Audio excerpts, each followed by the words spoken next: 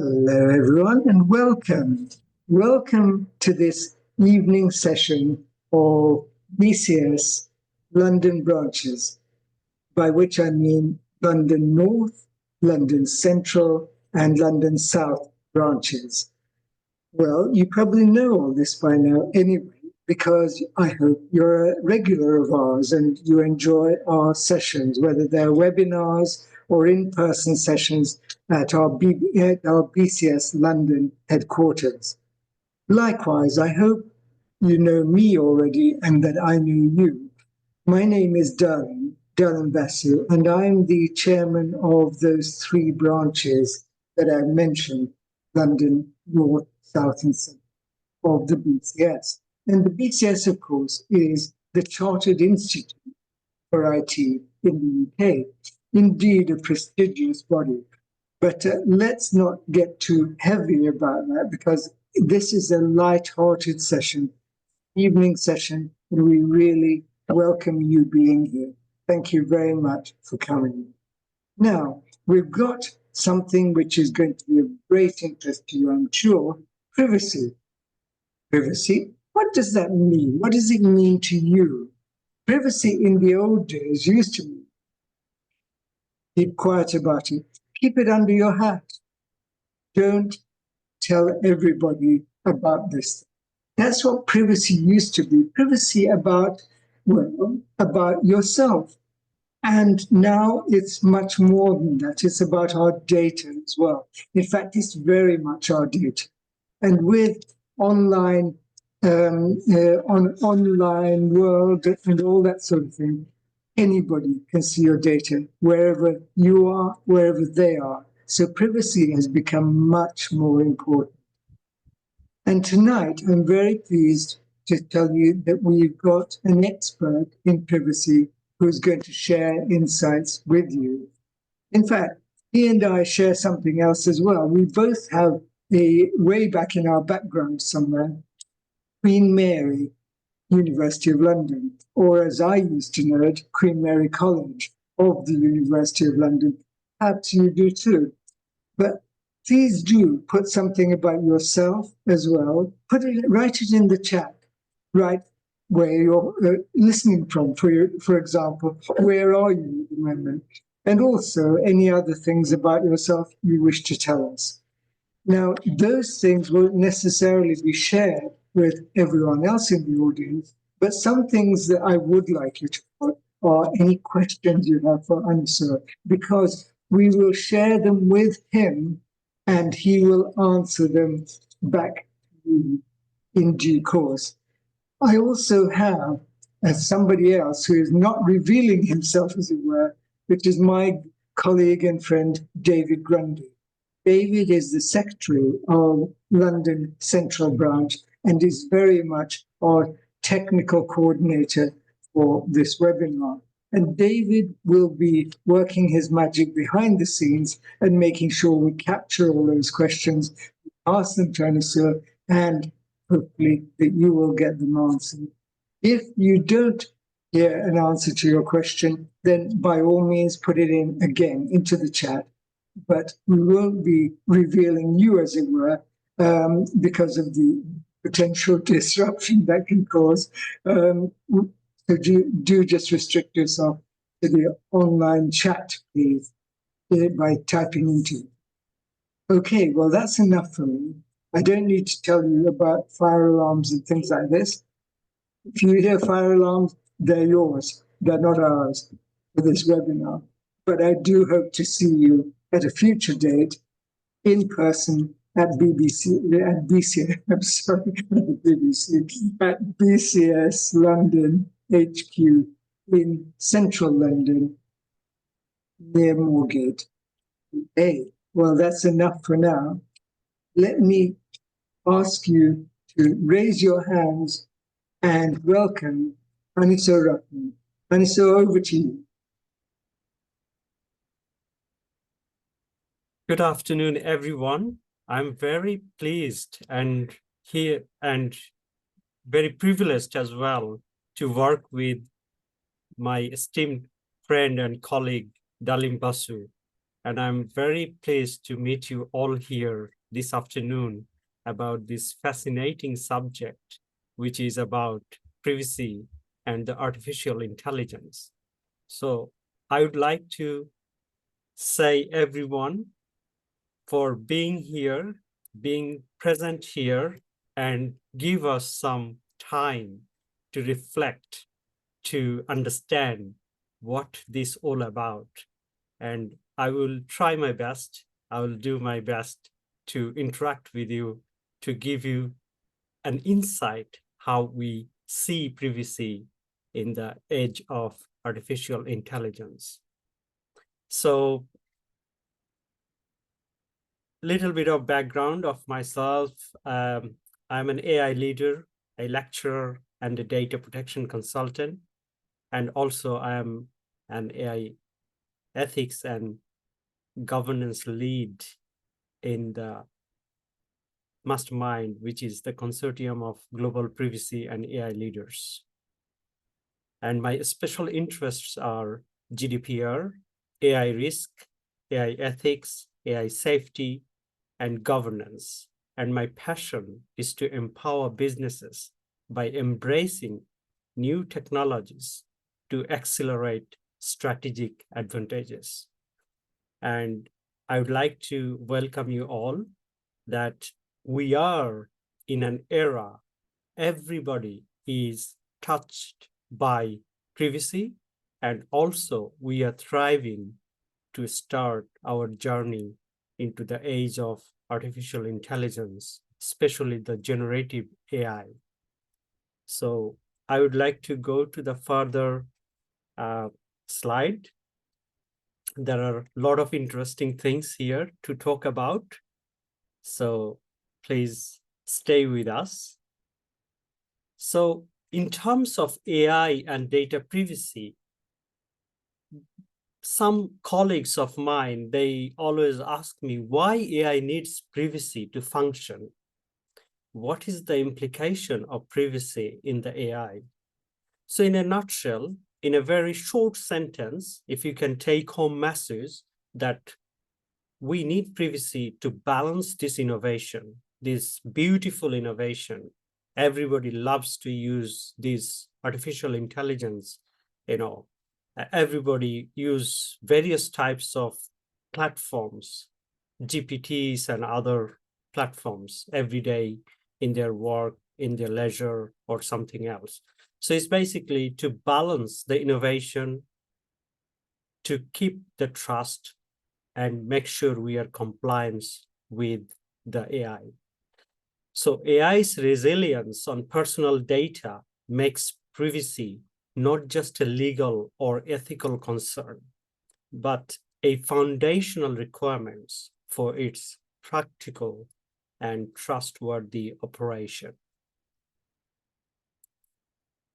So when we talk about the privacy, I would like to introduce to you and touch upon the general data protection regulations, because the privacy is our fundamental rights, and the general data protection regulations gives us the fundamental rights through the GDPR.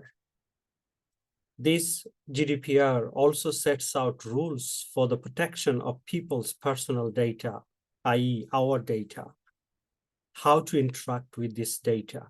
These rules also cover the free movement of personal data. And also, this rule protects the fundamental rights and freedoms of natural person like us, living person, personal information within the EU, EEA, and the UK, as if we use the UK GDPR. So when we talk about the GDPR, just a little background I want to share with you, that there are some principles of GDPR.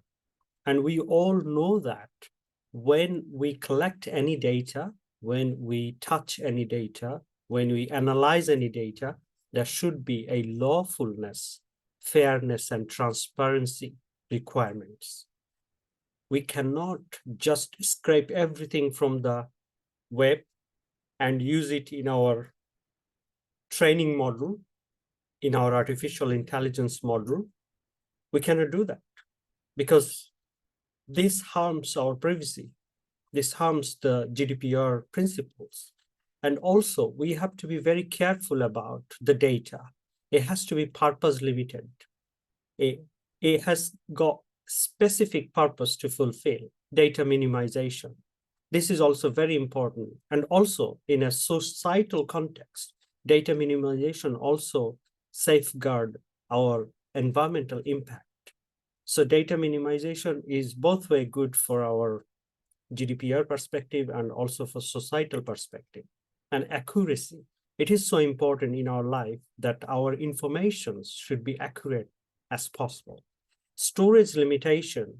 This is also very fundamental in our IT areas. So we have to keep any personal data secure in the state-of-the-art format, and also the integrity and confidentiality.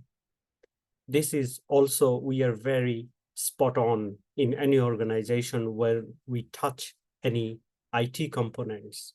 And accountability. End of the day, when we use any data, any reason, any occasion, if it is a personal data, we have to be accountable as a controller, as an organization. So for privacy perspective, these principles are gold standard.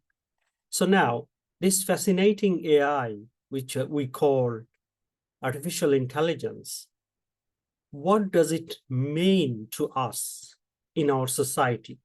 So if we look at very simplistic view, artificial intelligence is the science of making machines that can think like humans, like us. AI refers to the simulation or approximation of human intelligence in machines, such as computer systems. We are very familiar with these things. But when I talk about AI, it comes to my mind that in 1950s, Alan Turing, he introduces a test. We all know that. It's called Alan Turing test, or in short, we call Turing test.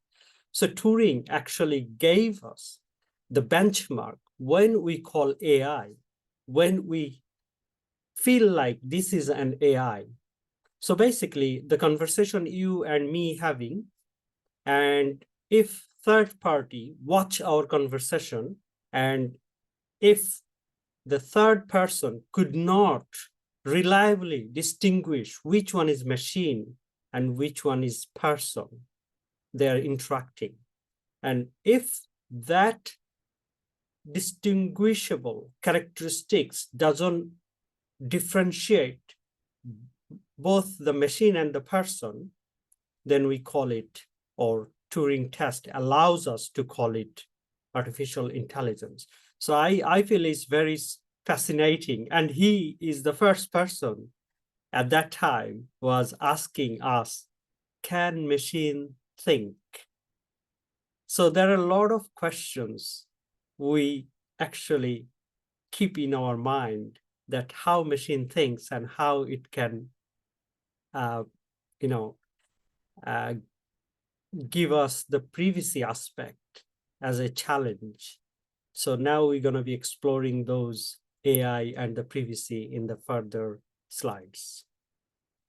So before we go to the slide, I have got a quiz for you. So in this quiz, you see there are 3 phases. You don't need to decide now. Just remember at the end of 10 minutes, I will ask you what you think about this phase. You can write on the chat, or you can, give your answer like A, B, C. So my question on the quiz is, which phase is real? You are free to choose whichever you feel real, and then you can put it on your chat. So we'll see how many people choose which picture. So that's the quiz for you. I can just give you a few more seconds to decide, and then we can move on to the next slides.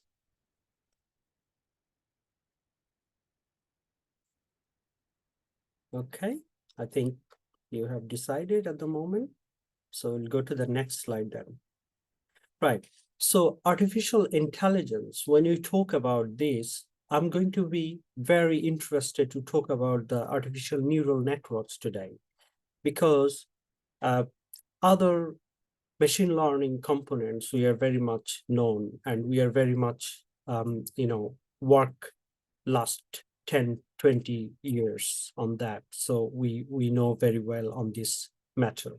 But on the other side, the artificial neural networks, this is the very complex algorithmic computation we do here. So as you interact on GPT or any other platform which you like, and you put your input, it goes to hidden layer. There are millions of layers over there. I just put it for the space constraints, just 2 hidden layers here. So it goes to the hidden layer 1, hidden layer 2, and so on and so forth, and it gives you the output at the end.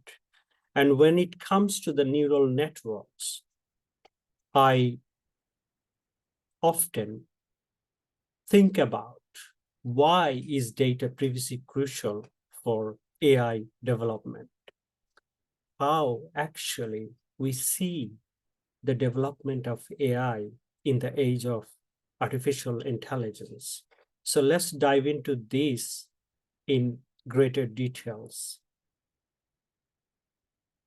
So as you know, our online presence is an essential aspect as we are interacting today of our personal and professional lives. However, the data we share on social media or other platforms could be misused, leading to reputational damage or privacy violations. By adopting good data protection habits, we can manage our digital footprint and protect our personal information from exploitation by AI. And that's why privacy is so crucial, so important for the AI development. So if we saw this kind of slide many times. So these are all interacting by us on online, like user experience, chatbot, predictive analysis, content generation, content curation, email marketing, e-commerce, voice search optimization, web engine, web design, online advertisement, etc. Excuse me. So our agenda today is AI and privacy, and what we will be covering. What is privacy? I already touched upon that, but I'll do a little bit more onto this. And then the data-driven imperative, pillars of holistic privacy framework, technical enablers, balancing privacy with utility, best practices and recommendation. And finally, we'll do some conclusion and next step to do. So what is privacy? It's simple. It's just about control over personal data. And we used to hear that data protection directives back in 1995. And then in 2016, it came as a data protection regulation, which is a law. So we were actually losing our control on our data, on our personal information. So the GDPR brought into huge emphasis on control over personal data. So when we talk about the control over personal data, is basically the controller who collects, stores, shares, and uses it. And then it comes to confidentiality. Only authorized parties can access sensitive details. Anonymity or pseudonymity, breaking the link between data and identity. So you probably hear that data masking, pseudonymization, anonymization, etc. Contextual integrity. So data flows match user expectations in each setting. So in our AI development process, these are very, very important as point of good governance on AI. So the data-driven imperatives. AI's accuracy and fairness hinge on large, diverse data sets, which is very crucial. For an example, if we talk about somebody applied for a loan in the bank, and bank says, oh, sorry, we cannot give you the facilities which you applied for due to some reason, due to our machine decided that you are rejected on this loan. So if somebody wants to have an explanation from the bank that, can you tell us, or can you tell the person that what is the basis of the rejection? What's wrong with this person? So if we have accurate data, if you have fair data, if you have diverse data sets, then they can tell exactly in what basis they make the decisions on. So this is very, very important for us. And then unchecked data collection risk.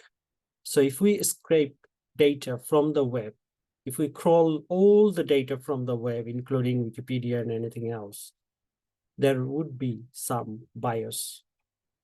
The amplification of the biasness, the overfitting to irrelevant features, regulatory and reputational exposure may arise. So embedding privacy from day one sustains user confidence and model integrity. So the pillars of holistic privacy frameworks. These slides just highlighting here the individual rights and anonymity, and then granular consent, which relates to the person's consent, data minimization, and user control. Societal trust and ethics is so important. So that's why it comes to transparency reports, ethics review, bias audits. Regulatory compliance, this is, I just touched upon on this, like the GDPR. In America, they do CCPA, and the European Union, we have got brand new AI legislation, which is called EU AI Act. And it emphasizes the fundamental rights impact assessment, how they can impact our day-to-day life in the society. So the privacy by design and default is one of the very discussed options into the regulatory compliance. And then business resilience, privacy as a competitive advantage. We often think that, okay, if this privacy actually hurting us to enable businesses to make the business more friendly, or this business is getting slowed down by the privacy or any other compliance matters. It's not that. Privacy actually is a competitive advantage. So it reduces legal risk, security and technical safeguards, encryption, access control, and secure architectures. And then individual and societal dimensions. These are the very, very crucial area we need to check when we are having any AI integration into our day-to-day business.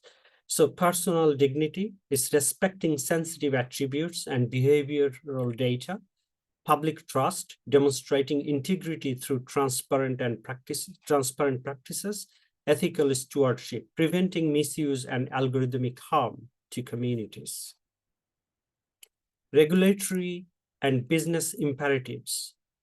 So when it comes to the regulation, there are a few regulations we already touched upon. It's just an overview again here is the data protection laws, mandate purpose limitation, transparency, and user rights, risk mitigation like fines, litigation, and brand damage from breaches.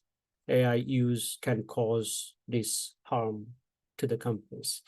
Market differentiator, like privacy first positioning to win customer loyalty. So if the AI is trustworthy, if it is explainable, if it is customer friendly, then customer will trust the company, whether they are using AI, and they know that if they have any issue, they can ask the organization, how did they make the decision? And there should be the transparency and the trustworthiness in the system. And technical enablers. So differential privacy is a probable noise injection to protect individuals. And then federated learning, decentralized model training, raw data never leaves the device, homomorphic encryption, computation on encrypted data without decryption, and synthetic data, AI-generated data sets that mimic real distributions. So we call them PETs, which is privacy-enhancing technologies. So in the AI, these are very important aspects while we are developing and planning, especially in the planning phase, we embed that PET into the AI development. And then balancing privacy with utility. Privacy, utility trade-off. How? So it's tuning noise, budgets, and partitioning strategies, performance impact, adaptive techniques to preserve model accuracy, operational overhead, automating pipelines to minimize latency and cost. Best practices and recommendations. So as we see, if we embed privacy by design, what will happen? It safeguards at every development stage. The AI system will be very rigid, very trustworthy. And then data governance. It will be clear ownership, classification, retention, and access policies, transparency and consent, user-friendly notices, real-time consent management, and continuous monitoring, privacy metrics, dashboard, regular audits, and updates.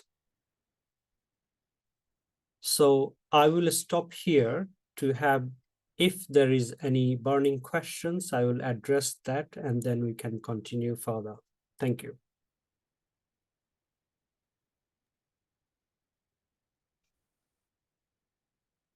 David, over to you. Okay, yeah, any questions, then type them in the chat. Otherwise, we can continue with the presentation and do them later.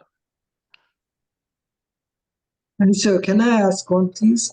Yes, please. But there are a number of things which I find, very interesting, but a number of things I found I'm not quite clear about. One of them is technical enablers, differential privacy, provable noise injection, protect individual. You explain?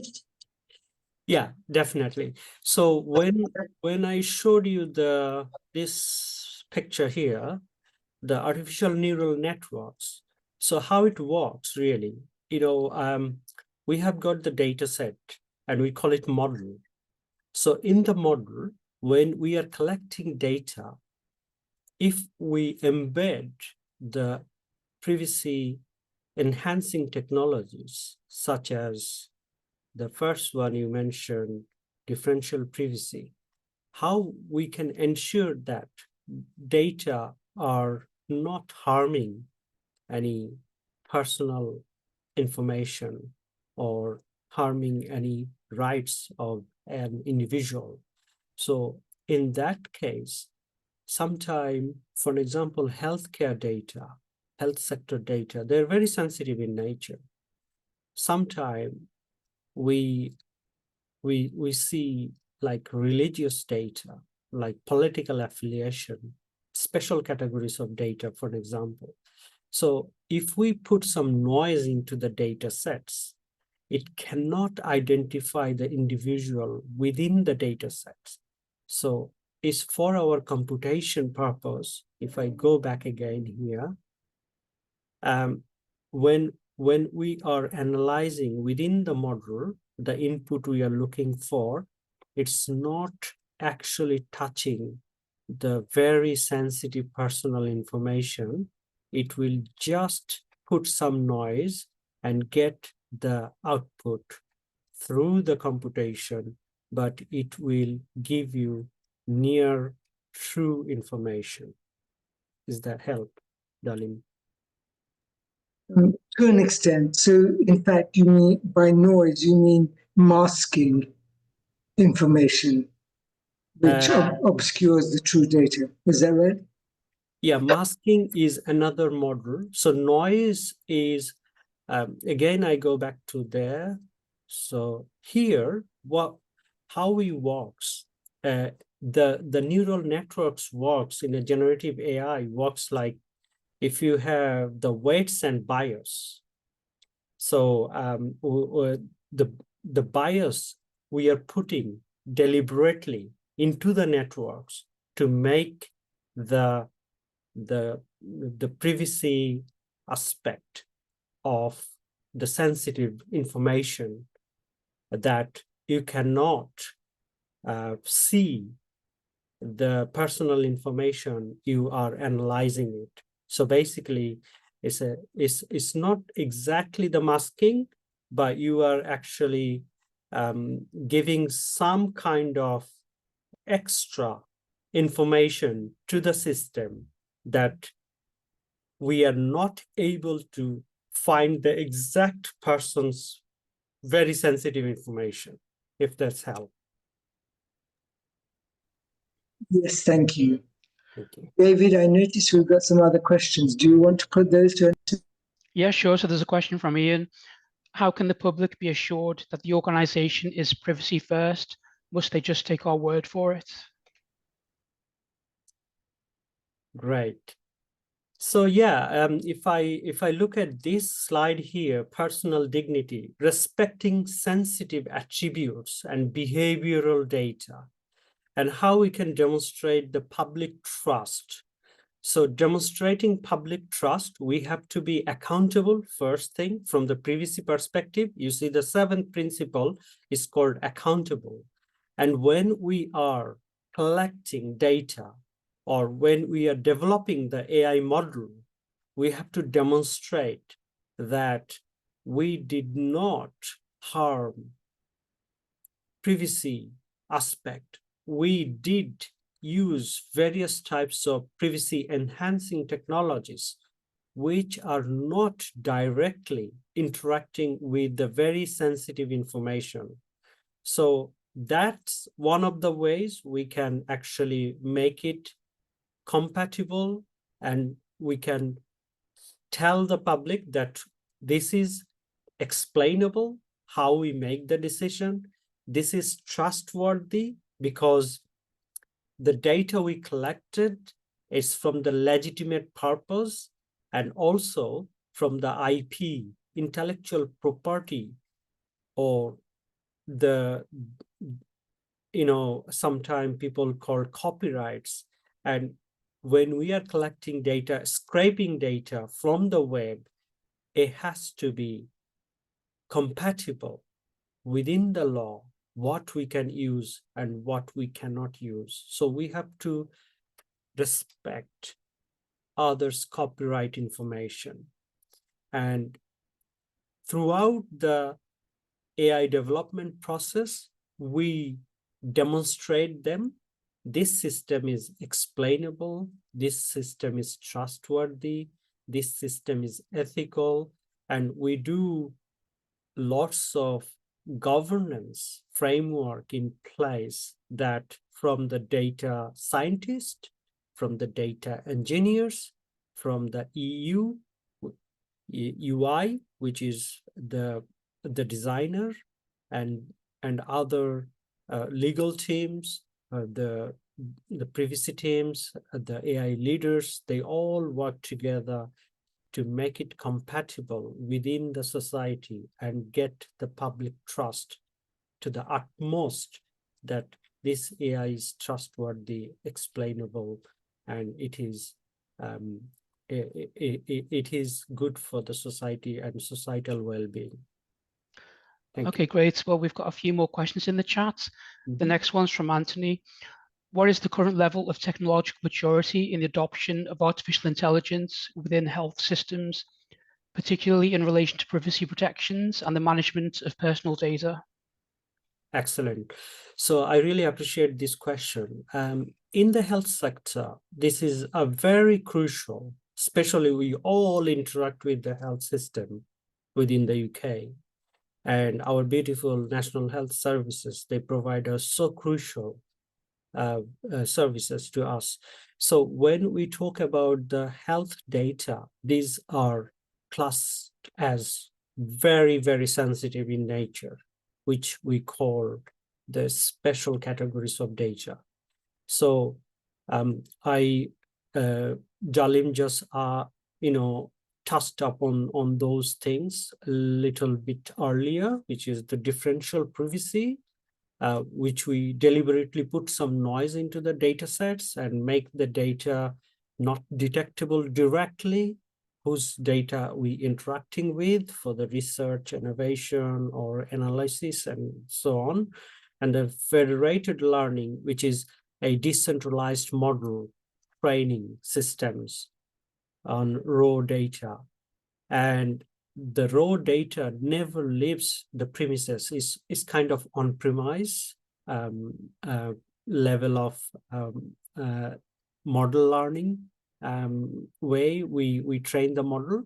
So if the data doesn't live within, doesn't leave your organization, or if it stays within your organization, that is, there is no harm for you to analyze the data. And then homomorphic encryption is the computation on encrypted data without decryption. So it's basically we are putting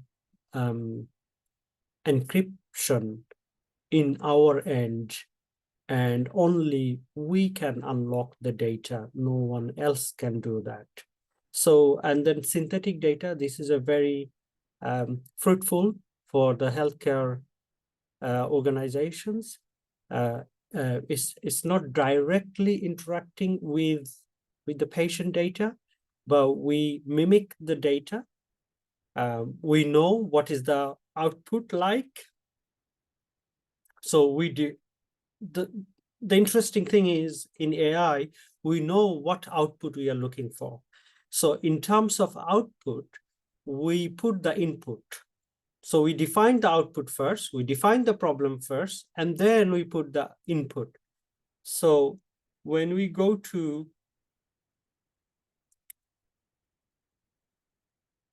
the synthetic data, we already made a different types of data set, but depending on what output we are looking, all the attributes will be there, but not directly exposing to the sensitive and personal information.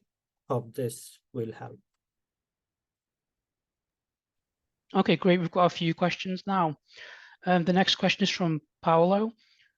When a privacy policy is updated for an organization, there is a cost and also time lag to assess the gap in current data processing practices. So what would you recommend the frequency of a policy update is when AI is in use?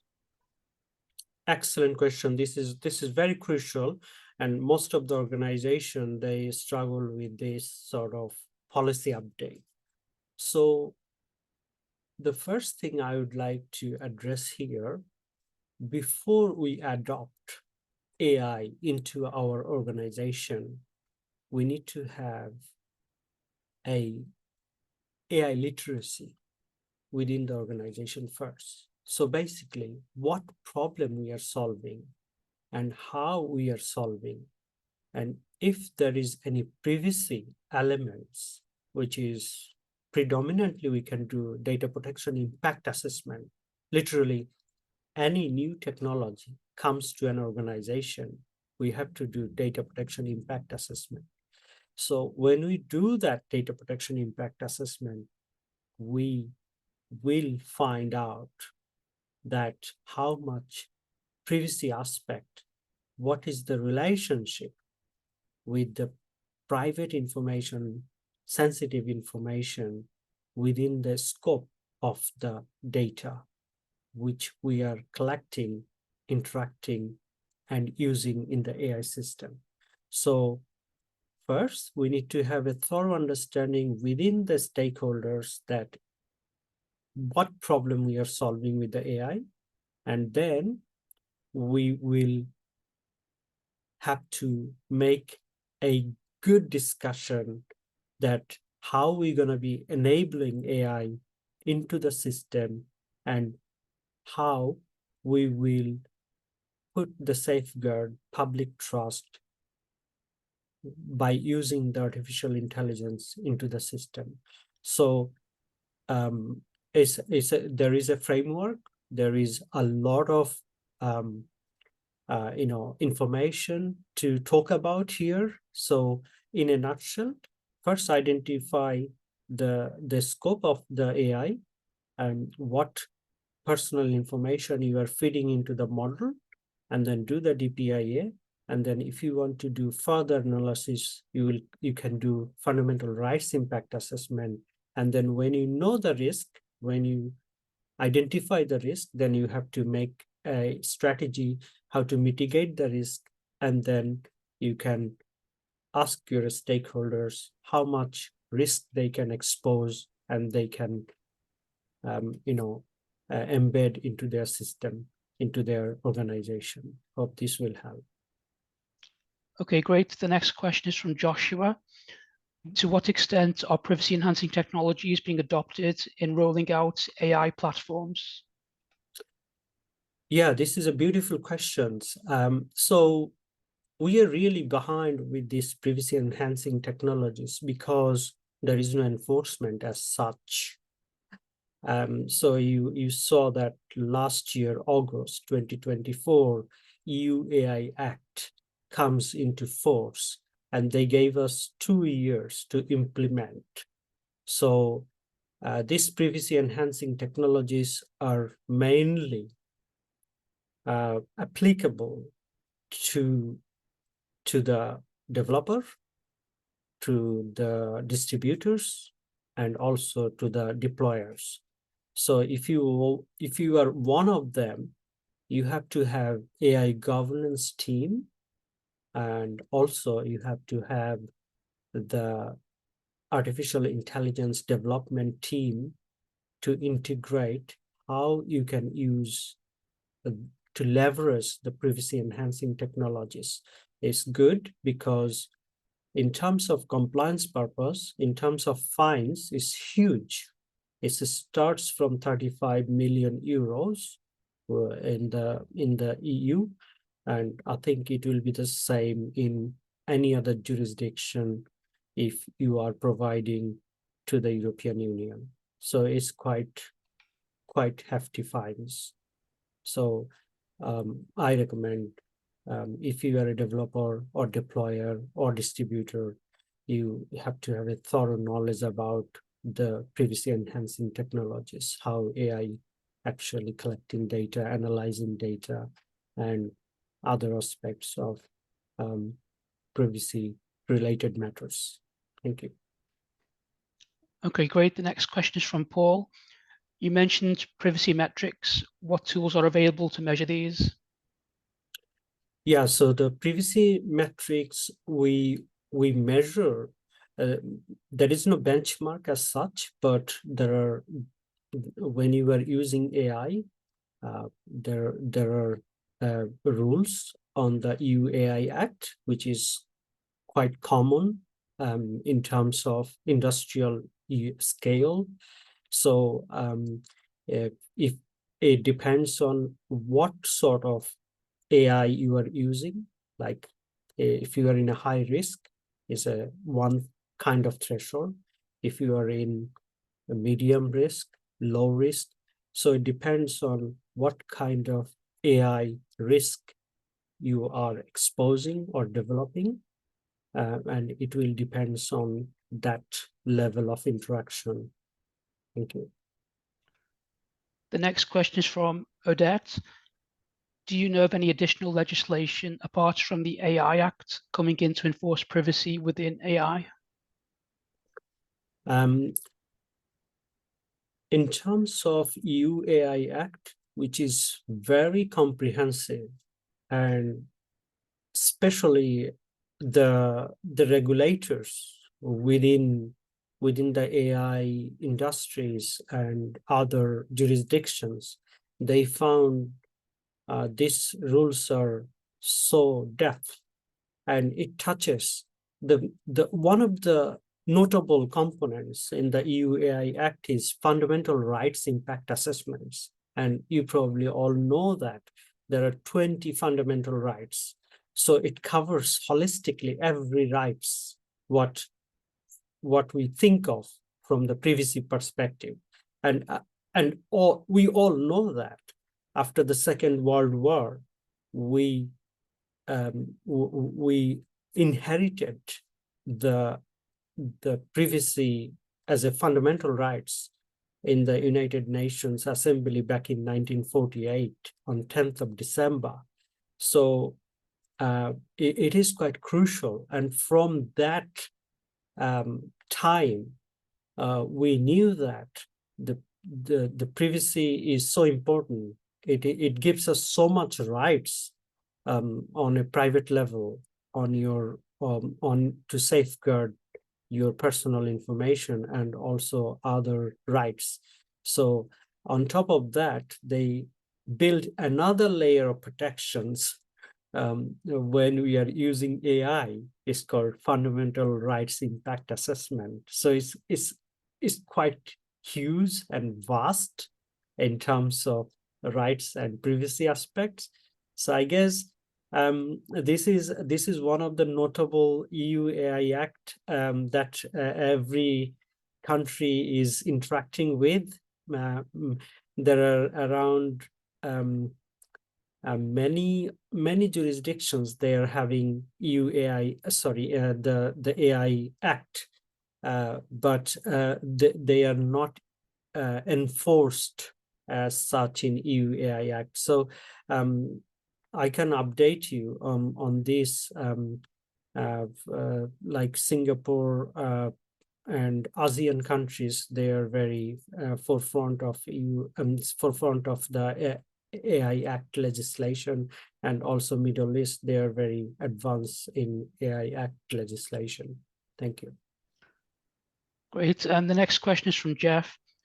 How can we use all of these privacy practices and still train AI agents to deliver highly personalized services to individuals? Excellent question, Jeff. Yeah, I'm glad you mentioned AI agent. So today's talk is about AI and privacy, and you are actually talking about another advanced level of AI application, which we called agentic AI. So agentic AI is kind of how we interact with each other's, like we plan, we develop new concept, and we execute ourselves. So agent is like that. So privacy perspective in agentic AI is phenomenal. Sometimes it feels to me as an AI expert and also the privacy expert, there are a lot to be done. And you probably know when you are looking at this slide, particularly, how the neural nets work. So, and my notable professor, Jeffrey Hinton, he got Nobel Prize last year on on the discoveries and inventions of the artificial neural networks. And he is very, very worried about how the AI actually makes decision. So privacy is super important here. Without privacy, we cannot safeguard ourselves. Even the godfather of this AI, ANN, artificial neural networks, he is worried about the future generation, how AI will be interacting with us.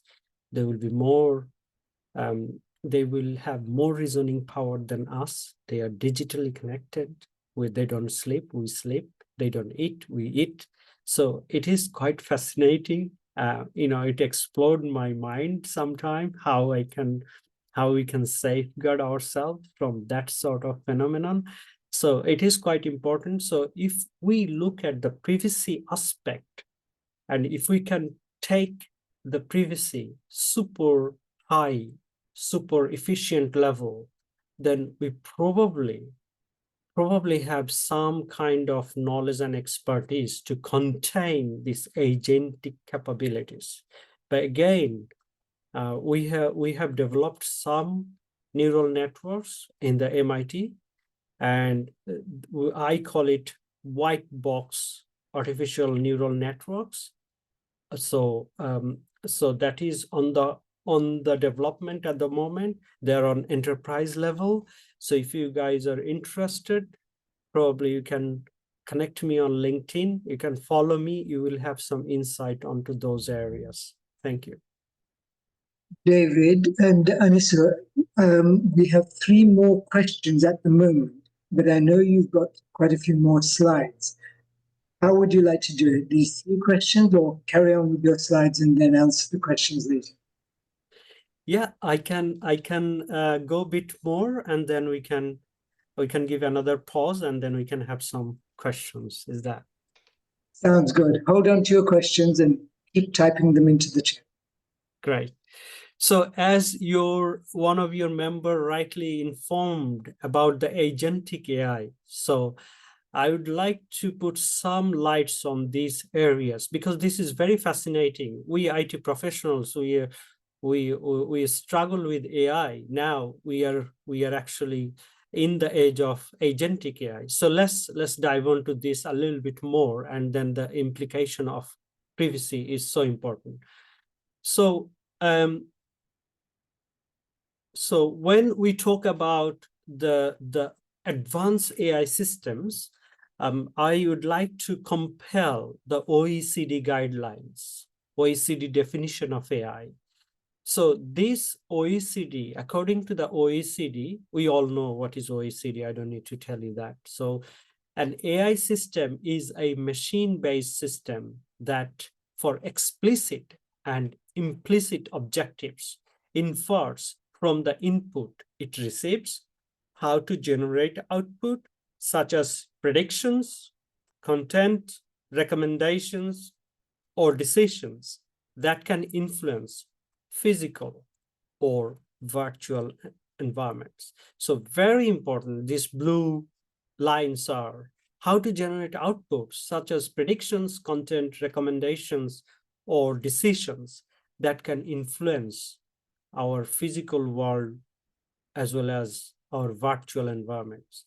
So keep that in mind. And then if I go to the next one here, so I just mentioned this notable Nobel laureates in AI, that Prof. Hinton, he got Nobel Prize last year because he discovers the brain of the artificial neural networks, the brain of the artificial intelligence, basically. So we have got our own brain, our neurons in our brain, and we have got 100 billion neurons. But when we are interacting with any chatbot, they have got more than 100 billion neurons to make prediction, to give you content, to give you recommendations, to make kind of decisions when we're talking about the agentic AI. So it is very, very crucial at the moment what we are interacting with. So if we know how to embed privacy from the scratch, which is from the design, development, deployment, post-deployment maintenance. So these are the areas we will heavily use our privacy enhancing technologies and privacy components to make the AI as explainable, as trustworthy, as more human-centric, if you say. And another Nobel laureate, Sir Demis Hassabis, he is the co-founder of DeepMind, now it's called Google DeepMind, and he got Nobel Prize, share of the Nobel Prize for chemistry because of the revolutionary work on proteins, the building blocks of our human lives. So basically, these two notable Nobel laureates actually gave us big development of AI. One, he transformed the AI, how our human brain works, how our neurons works. He translated that into digital format. And another person, Sir Demis Hassabis, he actually developed how we can eliminate the very crucial disease which we are having at this moment. So maybe a few years' time, most of the proteins will be decoded and we'll have some cure from that. So, and there are so many things here. So what Geoffrey Hinton says, that he long thought that computer models weren't as powerful as human brain. Now he sees artificial intelligence as a relatively imminent and existential threat. Computer models are outperforming humans, including doing things humans can't do. Large language models like GPT-4 use neural networks with connections like those in the human brain, are starting to common sense reasoning, as Geoffrey mentioned. So now we are having war between human intelligence and artificial intelligence. So how we can protect ourselves from this? And I am writing a book, it's nearly finished. It's called Protecting Human Intelligence by Governing Artificial Intelligence. So I'll share with Dalim what I am writing on. So hopefully by few months' time, you guys can have a draft copy.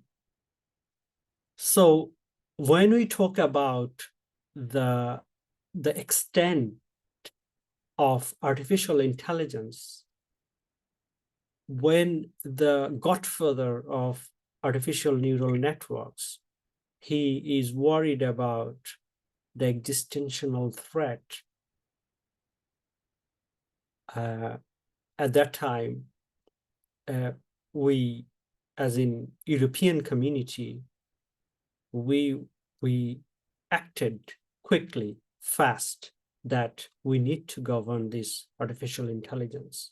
Otherwise, it will be all over the place and it will have huge impact in our society as well as the whole humanity.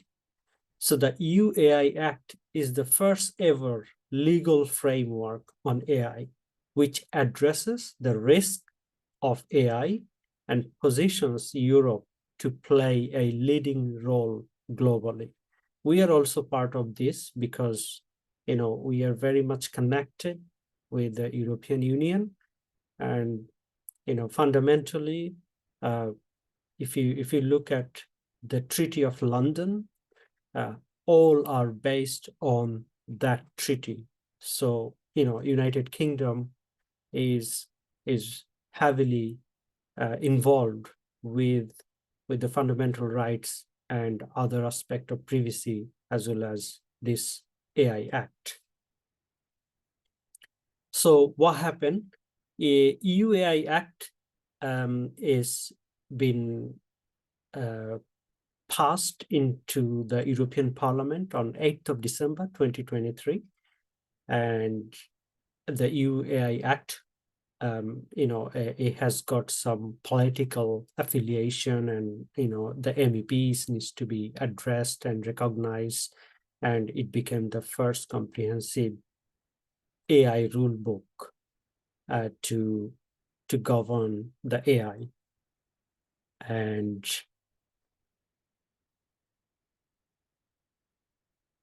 so in terms of when we talk about the AI and the privacy in very detail, I published some of my thought and findings on LinkedIn. So if you would like to connect me on LinkedIn, you probably see my work, how I advise, how I interact with this area. So you can connect me on the LinkedIn is Anisur Rahman, and if you type AIGP or CIPPE, AIGP means Artificial Intelligence Governance Professional. So if you type one of these, you will find me, and you can connect me. You can see my publications, what I'm up to, how I'm interacting with, and what is coming to the next. So as I mentioned, I'm very close to working with some group of people and some other organizations, those who are working on white box AI. So it is possible to make AI as fair, as trustworthy, as explainable. So this is a very busy slide. We all know that. What is the capabilities and what is the thinking, reasoning capacities AI can do? As in our old days when we did some maths, you probably remember these theories and all sorts of things. It's just remind me how good the AI systems can be as a PhD level student, or some other aspect. They're very, very knowledgeable, and they can give you lots of insight. And now agentic AI can plan, reason, and make decisions on behalf of us if we can give them the permission. So I will pause here and I'll take some more questions if you have. Thank you. Okay, we've got one more question from Mark at the moment. Yeah. Are there universal industry standards to follow, such as data provenance and how it was captured with consent? What if there are global differences to these practices between origin, development, and delivery, especially with the pace of change in different areas of AI? Excellent questions. So I would take it as you are developing AI model from the very onset. So if you do so, this is the EU AI Act has got very systematic approach how to identify the model risk first. So before we start our journey as an AI governance lead, AI leader, we look at what problem we are solving and how we are interacting with the data available in the web. So when we are collecting data, when we are scraping the data, we clearly demonstrate that we are respectful to the privacy and we are not violating any rights of individuals. We are not violating any fundamental rights. So in terms of the gold standard legislation, as I mentioned before, the GDPR was the gold standard legislation in the world because we inherited that after the Second World War back in 1948, the rights of privacy. And then That privacy took 70 years to become a law, such as General Data Protection Regulations, data protection. So when we have data protection, then we can make another layer of protection, which is called fundamental rights impact assessment. So it's basically when we are developing any AI system, we are not violating any fundamental rights of any persons or anything relates to that. So if we can keep that in mind when we are developing any system, down the line, the representation of the data, the biasness, the demographic data, the other aspect of data provenance, what you have mentioned in your question, that these are so crucial. And also we see the lineage, where the data came from, and how we can utilize that in the future development of the AI system. So these are so important for us. So if we implement the privacy aspect from the day one into the AI development process, then we will be probably strategically we'll be in a better place to make our AI systems more explainable, trustworthy, and human-centric. Thank you. That's all the questions I see at the moment. This is great. The timing is great. And there are people who are saying, thank you, must leave now, but really enjoyed it. And that, of course, goes for us too. Anisur, that's been really great. Are there any last questions anybody wants to ask? Because otherwise, let's thank Anisur again and close on. Any final questions? No? Okay, more thanks coming in for you, Anisur. So well done for this. It's been really interesting and entertaining to find out your thoughts on AI and privacy. Now, I need to just tell you that we're staying on this theme, and we'll have another AI-related session on the 1st of May. That's on Thursday, the 1st of May, 6:30 p.m., again, the London branches. A hybrid event this time, so you can either be on webinar or you can be in person at the BCS London office. It's called Hybrid Event, The Rise of Agentic AI. The Rise of Agentic AI. And it will be on the theme Agentic AI, of course. Here's a brief synopsis. AI and agentic AI have been around for a while, but it's only recently, with the use of generative AI and large language models, that they're able to be convincingly conversational, along with a plethora of new improved capabilities. And there are lots of other things as well. This one is going to be by Jude Ume, who's a fellow of the BCS, and also is the Director of AI Business Strategy at Salesforce.